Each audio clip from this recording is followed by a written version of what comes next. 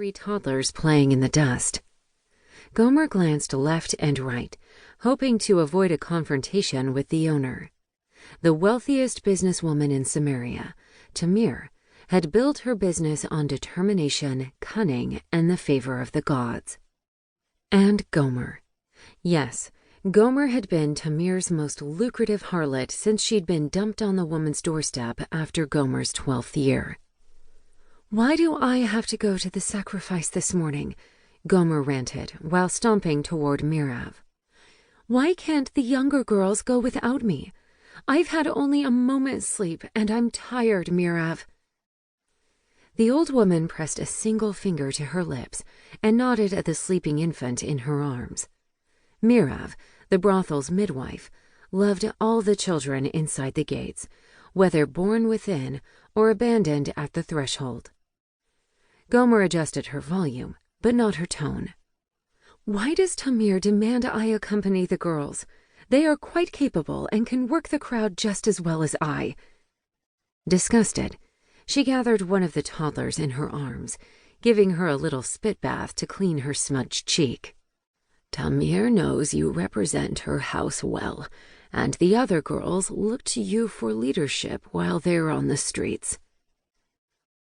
Mirav's voice was gentle, and Gomer wondered how much of her soothing was for the sleeping baby boy in her arms, and how much was meant to calm Gomer's foul mood. "Here, eat your pomegranate skin." The old midwife held out the dried rind and offered a wry smile. She was done listening to Gomer's complaints.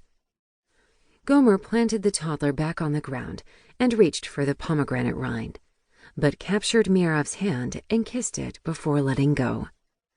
The old woman brushed her cheek. "Now take some pomegranate seeds with you. I don't want to be holding your baby next year." A wave of emotion washed over Gomer at the thought. "Well, I wouldn't know if it was my baby, now would I?" The question came out more accusatory than she intended, and when she saw the hurt on Mirav's features, she knelt beside the old woman. "I'm sorry. You know I didn't mean anything by that. It's just that, well..." She fumbled for words, trying to unravel the knot of feelings she'd awakened with this morning. "You know me, Mirav. I try to forget yesterday and not worry about tomorrow. If it wasn't for you and these pomegranates, I might have a dozen children by now." The old woman met her eyes and stroked her cheek. "What troubles you this morning, my little Gomer?" "I awoke with a terrible sense of dread. Perhaps one of the gods is warning me of danger."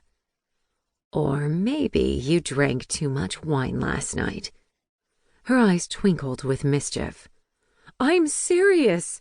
Gomer shouted, causing the sleeping infant to stir. A warning glance from the old woman reminded her to lower her voice. "I'm getting older, Mirav. I've lived through 2 childbirths and 1 ru-induced drop. No matter how many pomegranates you feed me, I'm almost certain to get pregnant again with the number of clients I see each night. Tamir says she'll teach me how to run the brothel, but so far she hasn't begun teaching you the business side of harlotry." The old woman finished Gomer's sentence. "That's right."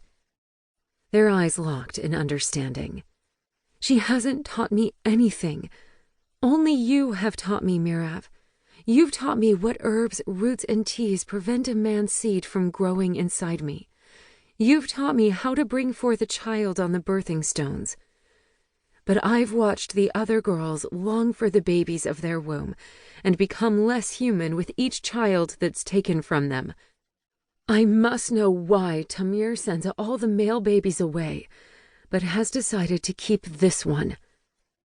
"Even I don't know the answer to that, my little Gomer. I've known Tamir since she purchased this house, yet she hides what's special about this boy."